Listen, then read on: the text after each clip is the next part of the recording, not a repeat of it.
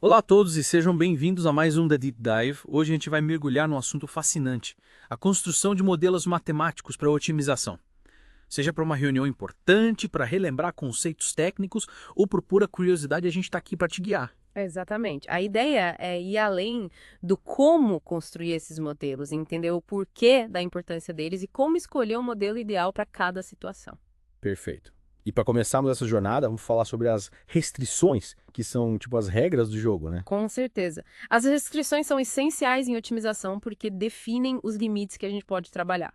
Elas podem vir de leis da física, relações empíricas ou limitações de recursos. Entendo. Mas como isso funciona na prática? Imagina que a gente está otimizando a operação de um alto forno numa siderúrgica. Queremos maximizar a produção de ferro, minimizar custos e manter os padrões de qualidade. Só que vários fatores nos limitam. Quais seriam esses fatores? A composição química do minério de ferro, por exemplo. Diferentes minérios têm porcentagens diferentes de ferro e impurezas, impactando a qualidade do produto final. A quantidade de coque que a gente pode queimar é limitada pelo design do forno. E a temperatura do metal quente, que é controlada pela quantidade de ar injetado, influencia o consumo de combustível. Então, a composição do minério, o limite de Koch, o fluxo de ar, todos esses são exemplos de restrições do nosso problema de otimização. Exatamente. E no alto forno real, existem muitas outras variáveis para considerar. Essas restrições, no entanto, ilustram como os limites da nossa otimização são moldados. Interessante. Mas imagino que existam diferentes tipos de restrições, né? Sim, a gente pode classificá-las em três tipos principais: função objetivo, restrições de igualdade e restrições de desigualdade. Vamos desvendar cada uma delas. O que seria a função objetivo? É a expressão matemática do que a gente quer otimizar. No caso do alto forno, a função objetivo poderia ser maximizar o lucro da produção de ferro. Isso envolveria o preço de venda do ferro, o custo das matérias-primas e os custos operacionais do forno. Então, basicamente, é o que a gente busca maximizar ou minimizar. E as restrições de igualdade. Representam relações que devem ser verdadeiras durante todo o processo de otimização, geralmente baseadas em leis físicas ou químicas. Por exemplo, a quantidade total de ferro que entra no alto forno deve ser igual à quantidade que sai, considerando as perdas. É uma restrição de balanço de massa. Uma equação fixa que não pode ser alterada. Correto. Já as restrições de desigualdade, elas estabelecem limites para os valores que as variáveis podem assumir. A porcentagem de impurezas no ferro fundido, por exemplo, deve estar abaixo de um limite para atender aos padrões de qualidade. Ou a temperatura interna do forno não pode exceder um certo valor para evitar danos ao equipamento. Então, nas restrições de igualdade, temos equações fixas e nas de desigualdade, temos limites superiores ou inferiores. É como definir as regras do jogo para a otimização. Exatamente. E no exemplo do alto forno, a gente já pode ter uma ideia da quantidade enorme de variáveis envolvidas num processo tão complexo como a produção de aço. Com certeza. E isso nos leva ao próximo tópico, a classificação dos modelos. Depois de falarmos sobre restrições, vamos explorar os tipos de modelos que podemos usar para representar esses processos complexos. Pelo que entendi, temos duas categorias principais: modelos teóricos e empíricos. Qual a diferença entre eles? Os modelos teóricos se baseiam na nossa compreensão da física e da química do processo, usando princípios científicos e equações para descrever as relações entre as variáveis. No exemplo do alto forno, a gente poderia usar princípios termodinâmicos para modelar as reações químicas dentro do forno, ou princípios da dinâmica dos fluidos para modelar o fluxo de gases e materiais fundidos. Então, os modelos teóricos são como o sonho de um cientista, né? Tentar capturar perfeitamente o funcionamento do sistema a partir de princípios básicos. Mas imagino que, para algo como um alto forno, isso pode se tornar extremamente complexo. Você está certo. Apesar de atraente na teoria, construir modelos teóricos detalhados para sistemas de grande escala é um desafio. Exige profundo conhecimento científico. E mesmo assim, pode ser difícil levar em conta todas as complexidades e interações envolvidas. E é aí que entram os modelos empíricos. Exatamente. Ao contrário dos modelos teóricos, os modelos empíricos são baseados em dados observados. Em vez de modelar os mecanismos por trás do processo, o foco é encontrar relações matemáticas que melhor se ajustem aos dados coletados. Ou seja, para um modelo empírico, a gente não precisa necessariamente conhecer todos os detalhes da ciência, né? A gente precisa de dados suficientes para estabelecer uma relação entre as entradas e saídas. Essa é a ideia. A gente coleta dados sobre as variáveis de entrada, tipo a composição do minério de ferro, a quantidade de coque utilizada, a taxa de fluxo de ar e por aí vai. E também mede as variáveis de saída, como a taxa de produção de ferro, a qualidade do ferro e o consumo de energia. Aí usa técnicas estatísticas para encontrar a função matemática que descreve a relação entre essas entradas e saídas. Parece muito mais simples do que construir um modelo teórico complexo. Mas será que essa abordagem empírica tem desvantagens? Uma limitação é que os modelos empíricos podem não explicar os mecanismos por trás do processo. Eles podem dizer o que acontece, mas não necessariamente o porquê.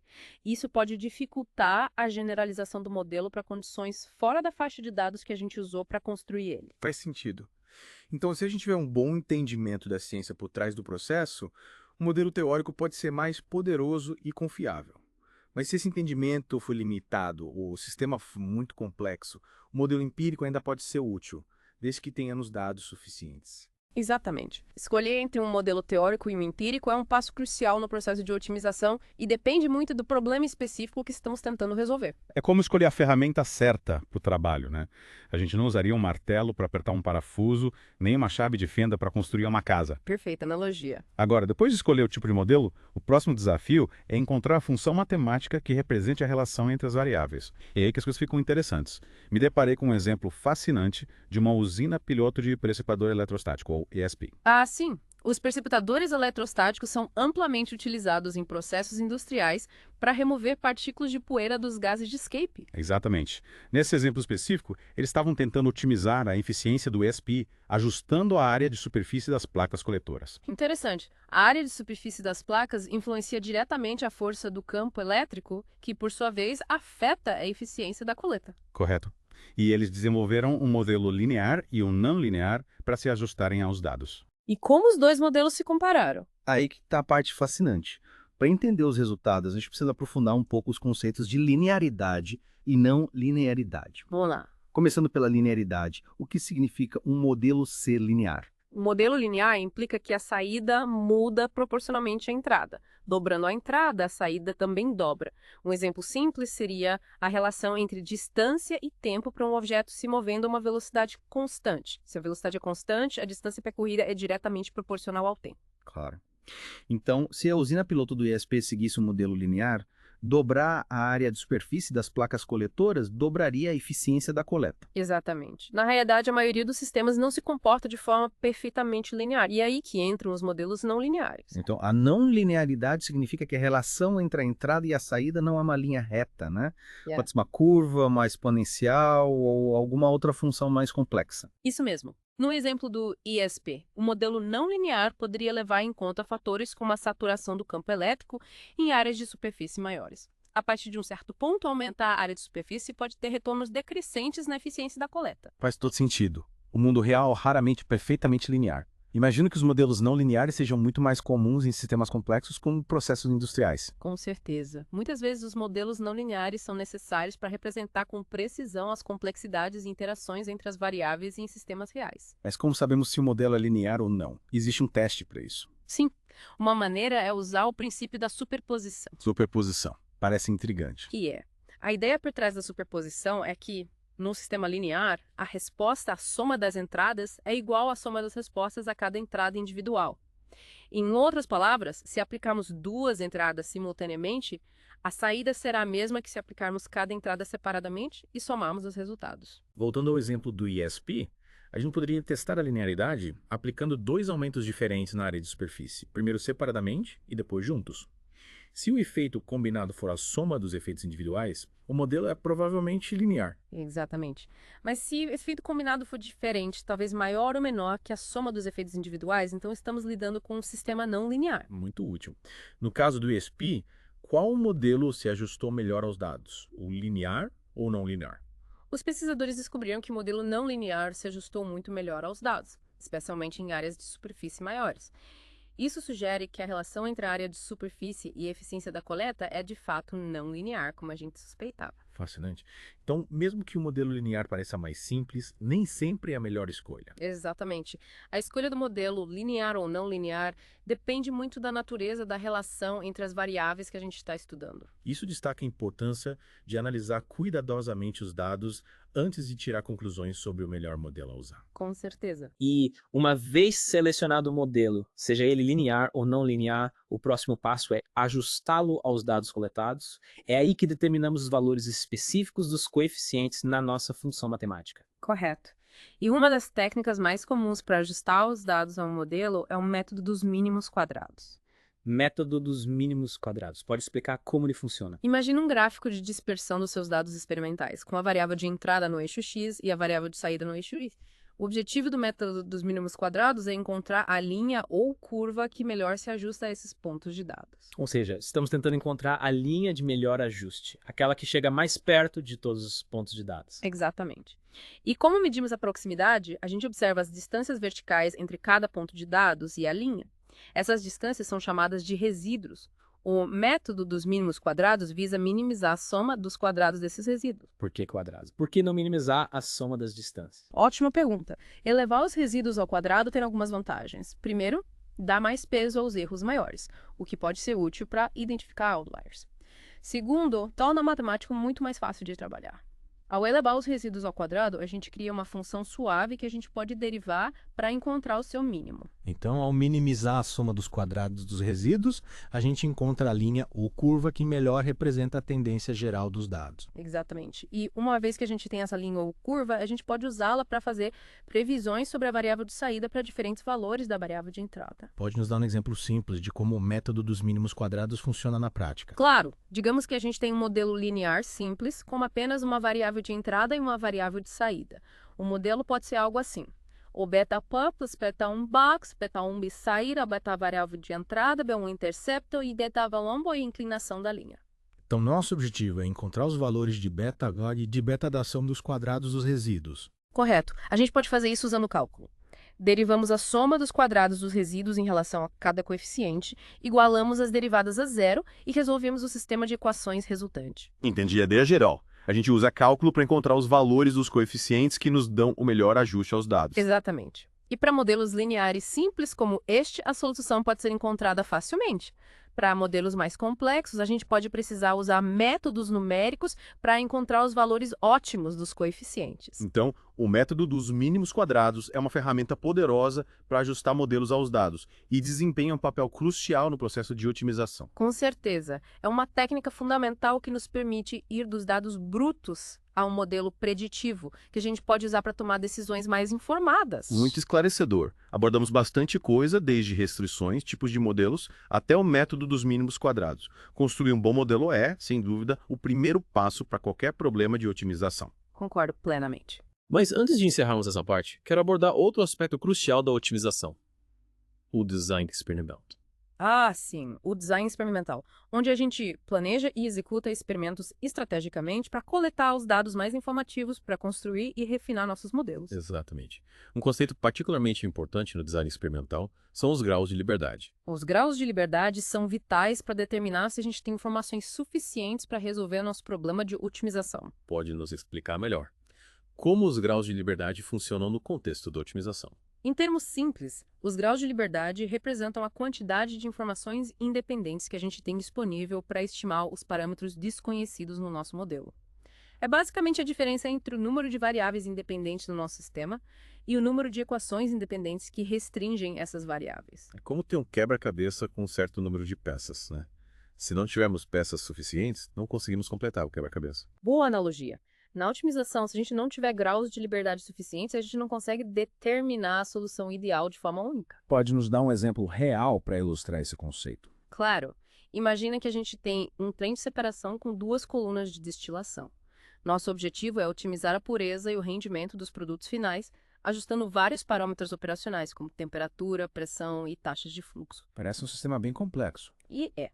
Para determinar os graus de liberdade, precisamos contar o número de variáveis independentes e o número de equações independentes no nosso modelo. Digamos que temos desvariáveis independentes, representando todos os parâmetros ajustáveis no nosso trem de separação. Certo. E digamos que temos 7 equações independentes, representando os balanços de massa e energia em torno de cada coluna de destilação, bem como quaisquer outras restrições do sistema. Nesse caso, teríamos 3 graus de liberdade. Desvariáveis menos 7 equações é igual a 3. Exatamente. Isso significa que a gente tem 3 botões independentes que a gente pode manipular para otimizar o processo. Podemos, por exemplo, ajustar a temperatura na primeira coluna, a pressão na segunda coluna e a taxa de fluxo geral da corrente de alimentação. Estou começando a entender, mas o que acontece se a gente tiver poucos graus de liberdade? Se tivermos menos graus de liberdade do que o número de parâmetros que a gente precisa estimar, nosso problema é super especificado. Isso significa que a gente tem mais equações do que incógnitas e pode não haver uma solução que satisfaça todas as restrições. Como tentar encaixar um pino quadrado num buraco redondo. Perfeito. Por outro lado, se tivermos mais graus de liberdade do que o número de parâmetros, nosso problema é subespecificado. Isso significa que a gente tem mais incógnitas do que equações. E pode haver um número infinito de soluções que satisfaçam as restrições. Seria como ter muitas opções e não saber qual é a melhor. Exatamente. É por isso que ter os graus de liberdade é tão importante na otimização. Ajuda a gente a determinar se o nosso problema tem solução e, em caso afirmativo, quanta flexibilidade a gente tem para encontrar a solução ideal. Muito útil. Então, ao analisar cuidadosamente os graus de liberdade, a gente pode obter insights valiosos sobre a complexidade do nosso problema de otimização e garantir que estamos no caminho certo. Com certeza. Você mencionou que o design experimental desempenha um papel crucial na otimização. Pode nos dizer mais sobre como a gente pode projetar experimentos para maximizar as informações que a gente obtém? Claro! Uma abordagem poderosa é usar designs experimentais fatoriais. Designs fatoriais, o que são eles? Em um design fatorial, a gente varia sistematicamente múltiplas variáveis ao mesmo tempo, em diferentes níveis. Isso permite que a gente explore uma ampla gama de condições operacionais de forma eficiente e isole os efeitos de variáveis individuais, bem como quaisquer interações entre elas. Então, em vez de mudar uma variável de cada vez, a gente muda várias variáveis ao mesmo tempo. Exatamente. Isso pode parecer contraintuitivo, mas na verdade é muito mais eficiente e informativo do que a abordagem de uma variável de cada vez. Pode nos dar um exemplo de como um design fatorial pode ser usado na otimização do nosso trem de separação? Claro. Digamos que a gente quer investigar os efeitos da temperatura e da pressão na pureza do nosso produto final. A gente poderia projetar um experimento fatorial onde testamos 3 temperaturas diferentes e 3 pressões diferentes, resultando num total de 9 execuções experimentais. Ok, estou acompanhando. Então a gente executaria o trem de separação em cada combinação de temperatura e pressão, mediria a pureza do produto e analisaria os resultados. Exatamente. Ao analisar os resultados, a gente pode determinar qual variável, temperatura ou pressão, tem um impacto maior na pureza. Também podemos ver se há alguma interação entre as duas variáveis. Interação. O que você quer dizer com isso? Uma interação significa que o efeito de uma variável depende do nível da outra variável. Por exemplo, podemos descobrir que aumentar a temperatura melhora a pureza em baixa pressão, mas diminui a pureza em alta pressão. Interessante. Então, os designs fatoriais nos permitem descobrir essas relações complexas entre variáveis que a gente poderia perder se mudasse apenas uma variável de cada vez. Exatamente. E, ao compreender essas relações, a gente pode desenvolver modelos mais precisos e preditivos, que, em última análise, levam a melhores resultados de otimização. Fascinante. É como se a gente fosse detetives tentando desvendar os mistérios do nosso sistema. Que bela maneira de colocar. Agora, eu entendo que existem diferentes tipos de designs fatoriais. Você mencionou algo chamado designs ortogonais. O que são? Designs ortogonais são um tipo especial de design fatorial, onde os níveis das diferentes variáveis são escolhidos de forma a minimizar a correlação entre elas. Isso é importante porque nos permite estimar com mais precisão os efeitos individuais de cada variável. Então, se as variáveis são correlacionadas, é mais difícil dizer qual delas é realmente responsável pelos efeitos que observamos. Exatamente. Digamos que a gente está estudando os efeitos do fertilizante e da irrigação no crescimento das plantas. Se a gente irrigar apenas as plantas que recebem fertilizante, a gente não consegue ter certeza se o aumento do crescimento se deve ao fertilizante, à irrigação ou a uma combinação de ambos. Ah, faz sentido. Ao usar um design ortogonal, a gente garante que os efeitos de cada variável sejam independentes uns dos outros, permitindo que a gente tire conclusões mais claras. Exatamente. Os designs ortogonais são uma ferramenta poderosa para o design experimental e são frequentemente usados em conjunto com designs fatoriais para maximizar as informações que a gente obtém dos nossos experimentos. Essas informações são extremamente valiosas. A gente aprendeu sobre a importância das restrições, os diferentes tipos de modelos, o método dos mínimos quadrados para ajustar modelos aos dados e o poder dos designs fatoriais e ortogonais no design experimental. Fica claro que construir um bom modelo e coletar os dados certos são absolutamente essenciais para uma otimização bem-sucedida. Concordo plenamente. Bem-vindos de volta ao The Deep Dive. Antes da pausa, a gente estava falando sobre a importância de escolher o tipo certo de modelo e como o design experimental é crucial na otimização. Isso aí. E eu acho que agora é a hora de a gente aprofundar na arte de escolher a função matemática certa para representar as relações entre as variáveis. Afinal, essa é uma etapa crucial, não é? Com certeza. É como escolher a linguagem certa para escrever uma história. A função correta consegue capturar as nuances dos dados com elegância, enquanto a errada pode levar a uma narrativa confusa e imprecisa. Gostei da analogia. Mas por onde a gente começa esse processo de seleção? O primeiro passo é dar uma olhada bem de perto nos dados que a gente coletou. A gente está vendo uma tendência linear, uma curva ou algo mais complexo. Fazer um gráfico dos dados pode ser super útil para visualizar essas relações. Verdade, né? Uma imagem vale mais que 1000 palavras, ou nesse caso, 1000 pontos de dados. Exatamente. E aí entra a nossa discussão anterior sobre modelos lineares e não lineares. Se os dados sugerem uma relação linear, a gente pode começar com uma função linear simples. Mas se a gente vir curvas ou padrões mais complexos, aí a gente precisa explorar funções não lineares. E tem um monte de funções não lineares por aí, né? De polinômios exponenciais, funções trigonométricas. É verdade. A escolha da função depende muito da natureza da relação que a gente está tentando modelar. Às vezes, o conhecimento teórico sobre o sistema pode nos dar uma luz. Por exemplo, se a gente sabe que uma determinada lei física ou química governa o processo, a gente pode escolher uma função que reflita essa lei. Então, se a gente está modelando o decaimento de uma substância radioativa, a gente pode escolher uma função exponencial porque a gente sabe que o decaimento radioativo segue uma lei exponencial. Exatamente. Mas, em muitos casos, a gente não tem esse conhecimento prévio, né? Aí é que as nossas habilidades de detetives entram em ação. A gente precisa examinar os dados, procurar padrões e testar diferentes funções para ver qual delas se ajusta melhor. É como experimentar diferentes chapéus até encontrar um que caia bem. Perfeito. E existem ferramentas e técnicas estatísticas que podem ajudar a gente nesse processo de ajuste. A gente já mencionou o método dos mínimos quadrados, que é uma técnica poderosa para encontrar os parâmetros de melhor ajuste para a função que a gente escolheu. Sim, o método dos mínimos quadrados ajuda a gente a minimizar aqueles resíduos, né? As diferenças entre as previsões do modelo e os dados reais. Isso aí. E hoje em dia a gente tem softwares que podem automatizar esse processo, o que facilita muito na hora de testar diferentes funções e ver qual delas dá a menor soma dos quadrados dos resíduos. Bem útil, mas imagino que às vezes a gente pode acabar com várias funções que se ajustam mais ou menos bem aos dados, como escolher entre elas. Boa pergunta. Uma coisa importante a se considerar é o princípio da parcimônia, que basicamente significa escolher um modelo mais simples que explica os dados de forma adequada. Então, se o modelo linear e o modelo quadrático se ajustam bem aos dados, a gente preferiria o modelo linear porque ele é mais simples. Exatamente. Modelos mais simples geralmente são mais fáceis de interpretar, de generalizar e são menos propensos a sofrer com overfitting. Ou seja, eles tendem a ter um desempenho melhor com novos dados que a gente não usou para treinar um modelo. Faz sentido. A gente não quer um modelo tão complexo que só funcione com os dados específicos que a gente usou para treiná-lo. A gente quer um modelo que possa ser generalizado para novas situações, com certeza. E isso nos leva de volta à importância do design experimental. Ao planejar cuidadosamente nossos experimentos, a gente consegue coletar dados mais informativos, que representem melhor as relações do sistema. Isso ajuda na hora de escolher e ajustar os modelos. Está tudo conectado.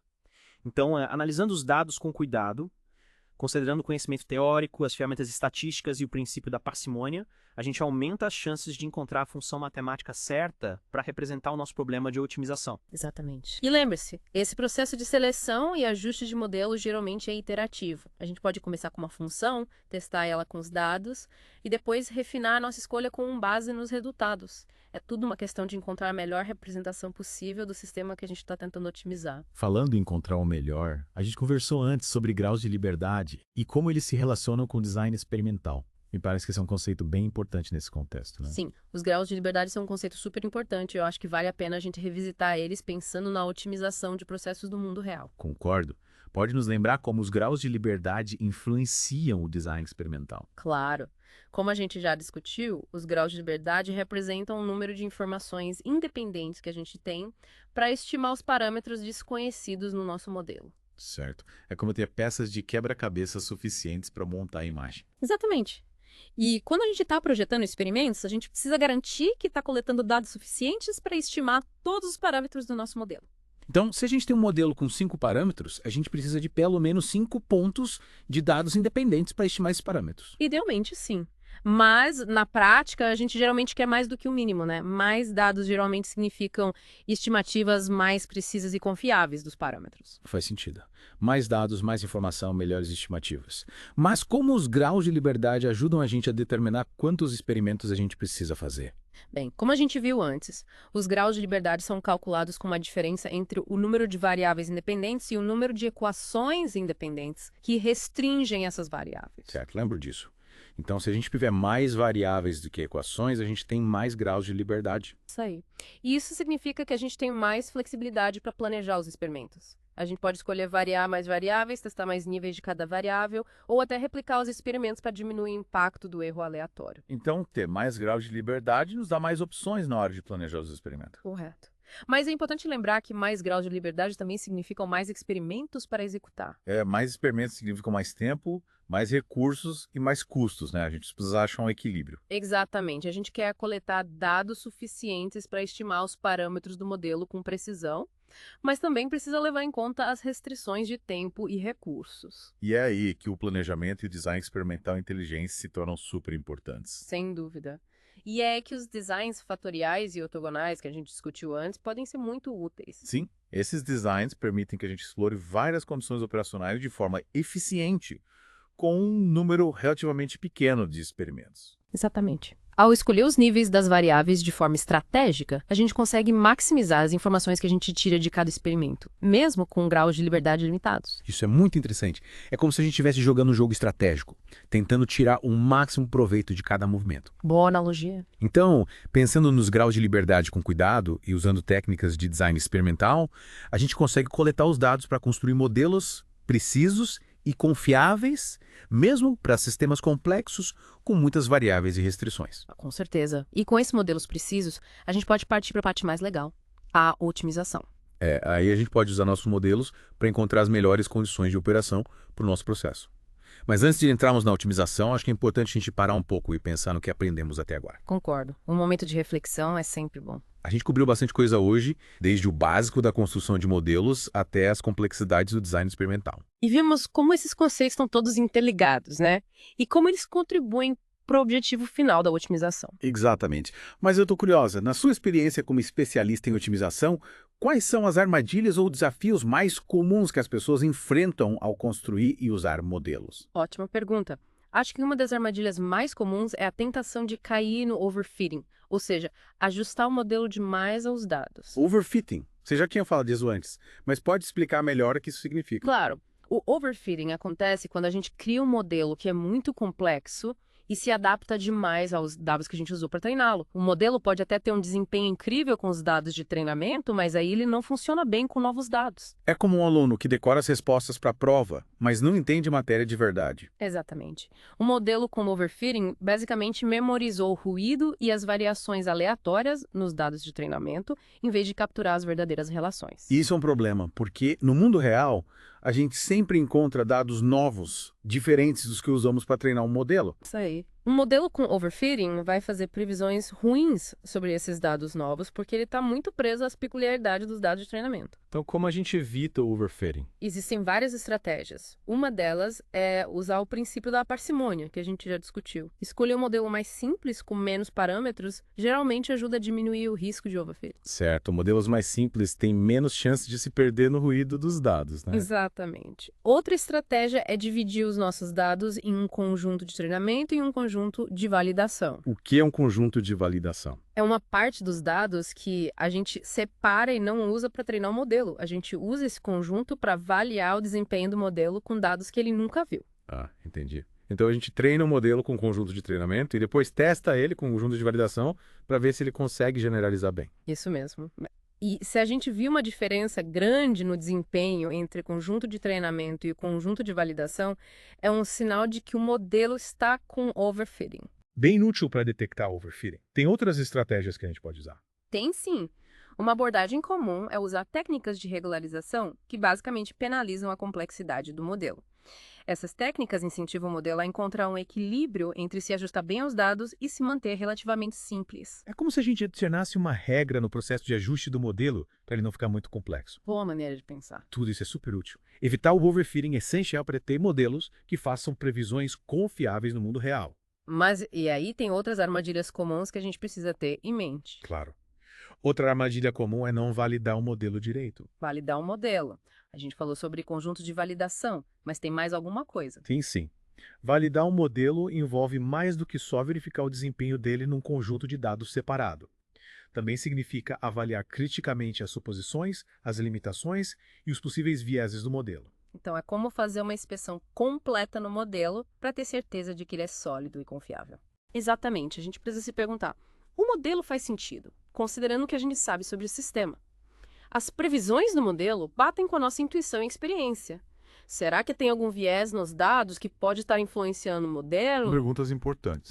a gente não pode confiar cegamente no modelo sem ter certeza de que ele tem fundamento e é confiável. Com certeza. E esse processo de validação geralmente envolve voltar para a origem dos dados, entender como eles foram coletados e processados e considerar as limitações ou vieses que podem ter. É como um detetive, né? Seguindo as pistas para ter certeza de que elas levam a uma conclusão sólida. Exatamente. Isso foi muito esclarecedor. Aprendemos sobre a importância de evitar o overfitting e de validar nossos modelos completamente. Fica claro que construir e usar modelos de forma eficaz exige cuidado, pensamento crítico e uma dose saudável de ceticismo. Com certeza. Agora, eu sei que a gente está chegando ao final do nosso The Deep Dive, mas antes de terminar, eu queria falar sobre um último tópico que acho super importante para qualquer um que construa ou use modelos. Entender as limitações deles. Afinal, nenhum modelo é perfeito, né? Verdade, esse é um ponto crucial. Exatamente. Então, o que é importante a gente ter em mente quando falamos das limitações dos nossos modelos? Bom, a primeira coisa é que todos os modelos são simplificações da realidade. Tipo, eles são como mapas, não o território real. Exatamente. E, assim como um mapa, um modelo pode ser super útil para navegar por uma paisagem complexa, mas é importante lembrar que ele não é uma representação perfeita do mundo real. Então, a gente não pode esperar que os nossos modelos prevejam perfeitamente todos os resultados ou capturem todas as nuances do sistema, né? Isso aí. Sempre vai ter algum grau de incerteza e erro associado a qualquer modelo. E essa incerteza pode vir de várias fontes, certo? Claro. Algumas fontes comuns de incerteza são erro de medição, erro do modelo e erro de amostragem. Vou explicar cada uma delas. Claro, erro de medição significa que nenhuma medição é 100% precisa. Sempre tem algum ruído e variabilidade nos dados. Erro do modelo, porque nenhum modelo consegue capturar todas as complexidades do mundo real. Sempre vai ter alguma simplificação. E erro de amostragem acontece porque a gente geralmente coleta dados de uma parte da população, o que pode introduzir viés e incerteza no modelo. Então, mesmo que a gente tenha um modelo perfeito, ainda pode ter incerteza nas previsões por causa das limitações dos dados. Exatamente. Por isso que é tão importante estar ciente dessas limitações quando a gente interpreta os resultados do modelo e toma decisões com base nele. A gente precisa evitar confiar cegamente nos modelos, né? Eles são ferramentas para guiar o nosso pensamento, não bolas de cristal. Com certeza. Esse foi um lembrete importante. Entender as limitações dos nossos modelos é crucial para tomar decisões inteligentes e evitar erros que podem custar caro. Sem dúvida. E isso nos leva a outro ponto importante. O papel do julgamento humano. Então, mesmo na era dos modelos e algoritmos, o julgamento humano ainda é fundamental. Com certeza. Os modelos podem dar insights valiosos e ajudar na tomada de decisão, mas nunca devem substituir o julgamento humano. A gente precisa combinar o poder dos modelos com a sabedoria e a experiência de especialistas humanos para tomar as melhores decisões. Exatamente. E isso é ainda mais importante em situações complexas e de alto risco, onde as consequências de uma decisão errada podem ser sérias. Então, uma colaboração, uma parceria entre modelos e humanos, cada um contribuindo com seus pontos fortes. Isso aí. Esse The Deep Dive foi incrível. Exploramos a construção de modelos, do design experimental, os desafios de evitar o overfitting e validar os modelos e a importância de entender as limitações dos modelos e o papel do julgamento humano. E a gente viu como tudo está conectado, né? Como tudo contribui para o objetivo final da otimização. Exatamente. Mas antes de encerrar esse episódio, eu queria deixar os nossos ouvintes com uma última pergunta para pensar. Eu adoro uma boa pergunta para refletir. Lá vai. Como a compreensão das limitações do modelo escolhido influencia a forma como você interpreta os resultados e toma decisões com base neles? Essa é uma pergunta fantástica e é algo que todo mundo que constrói ou usa modelos deveria pensar com cuidado. É um lembrete para a gente analisar os resultados do modelo com o pé atrás, considerar outras perspectivas e estar sempre atento à possibilidade de erro e incerteza. Isso aí. E para lembrar que os modelos são ferramentas para nos ajudar a pensar, não para pensar por nós. Bem-vindos de volta ao The Deep Dive. A gente explorou bastante o mundo da construção de modelos matemáticos para otimização e nessa parte final vamos mudar um pouco o foco, saindo da construção e indo para a aplicação do modelo. Afinal, a gente quer colocar esses modelos para funcionar, né? Com certeza. Chegou a hora de ver nossos modelos em ação. Exatamente. A gente já viu como escolher o tipo certo de modelo, como ajustar ele aos dados, como planejar experimentos para coletar informações relevantes. Mas no final das contas, o valor de um modelo está na sua capacidade de ajudar a gente a tomar decisões melhores. É verdade. O modelo só é bom se ele realmente ajudar na tomada de decisões. Então, como a gente faz para ir de um modelo matemático para insights que a gente possa usar e tomar decisões eficazes? Uma das aplicações mais comuns dos modelos de otimização é na melhoria de processos. Melhoria de processos. Pode dar uns exemplos. Imagina que a gente gerencia uma fábrica química E o objetivo é aumentar ao máximo a produção, diminuir os custos e, claro, cumprir todas as normas de segurança ambientais. Um modelo de otimização pode ajudar a gente a encontrar as melhores condições de operação para essa fábrica. E como esse modelo faria isso? Ele poderia indicar, por exemplo, as melhores temperaturas e pressões para cada reator, as taxas de fluxo ideais de matérias-primas e produtos e a forma mais eficiente de usar os recursos e programar as etapas da produção. Ou seja, o modelo meio que diz pra gente como mexer nos botões do processo para ter os melhores resultados. Exatamente. E isso pode trazer melhorias significativas em eficiência, produtividade e, claro, lucratividade. Interessante. E, além da melhoria de processos, tem outras aplicações para esses modelos de otimização. Com certeza. Os modelos de otimização são usados em várias áreas, como o gerenciamento da cadeia de suprimentos, modelagem financeira, saúde, energia. Pode falar um pouco mais sobre essas aplicações? Claro. No gerenciamento da cadeia de suprimentos, os modelos podem otimizar o fluxo de produtos e materiais do fornecedor até o cliente, diminuindo custos de transporte e tempo de entrega. Na modelagem financeira, eles ajudam a desenvolver estratégias de investimento, gerenciamento de riscos e otimização de portfólios. Na saúde, os modelos podem ser usados para agendamento de consultas, alocação de recursos e otimização do fluxo de pacientes. E no setor de energia, eles podem otimizar a produção e distribuição de energia, reduzindo o consumo e o impacto ambiental. Nossa, parece que os modelos de otimização são bem versáteis. Dá para aplicar em várias áreas e resolver vários tipos de problemas. Exatamente. A grande vantagem da otimização é essa versatilidade. A capacidade de lidar com problemas complexos, com muitas variáveis e restrições. É empolgante ver o potencial desses modelos de otimização. Sim, a gente está só no começo. Com o aumento do poder computacional e algoritmos de otimização cada vez mais sofisticados, podemos esperar ver ainda mais aplicações desses modelos no futuro. Que legal. Mas é importante a gente lembrar das lições que aprendemos nesse The Deep Dive, né? Elas são tipo bússolas que nos guiam pelas complexidades da construção e aplicação de modelos. Com certeza. É importante ter essas lições em mente para evitar erros e tomar decisões mais assertivas. Vamos relembrar os pontos principais que a gente viu. Tô lá. Primeiro, modelos são ferramentas, não oráculos. Eles podem dar insights importantes, mas nunca devem substituir o julgamento humano e o pensamento crítico. Exato. É preciso ter em mente as suposições, as limitações e os possíveis vieses do modelo. A gente sempre deve questionar os resultados e usar nosso conhecimento e experiência para interpretá-los da melhor forma. Segundo, a qualidade das decisões que a gente toma depende da qualidade dos nossos modelos. Escolher o tipo certo de modelo, ajustá-lo bem aos dados e validá-lo com cuidado são etapas essenciais para garantir que os resultados sejam confiáveis e precisos. É como dizem, né? Se entra lixo, sai lixo. Se a gente não tomar cuidado na construção e validação do modelo, os resultados não serão confiáveis e podem levar a decisões erradas. O design experimental é fundamental para a otimização.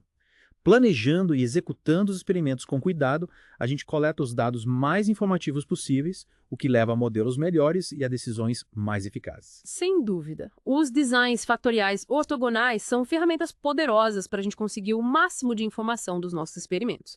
Com um bom planejamento, a gente explora as variáveis de forma inteligente, com um mínimo de esforço. Esse The Deep Dive foi uma jornada incrível pelo mundo da otimização. A gente explorou os fundamentos, os desafios e o poder dos modelos matemáticos. Esperamos que essa imersão tenha sido útil e inspiradora para você. Foi um prazer compartilhar essa jornada com vocês. Esperamos que as informações e os insights que a gente compartilhou sirvam como base para vocês explorarem o mundo da otimização com mais confiança e criatividade. Como em qualquer mergulho profundo, a gente só começou a explorar esse campo. Tem muito mais para aprender, descobrir e otimizar. Com certeza. A otimização é um processo contínuo de aprendizado, de busca por soluções cada vez melhores. A gente incentiva vocês a continuarem explorando, experimentando e se desafiando a encontrar novas maneiras de aplicar a otimização aos problemas que vocês enfrentam. E lembre-se, a jornada da otimização nunca termina. É um processo constante de aprendizado e aperfeiçoamento. A gente agradece a companhia nesse The Deep Dive e esperamos encontrar vocês em breve para explorarmos juntos um novo tema. Até a próxima!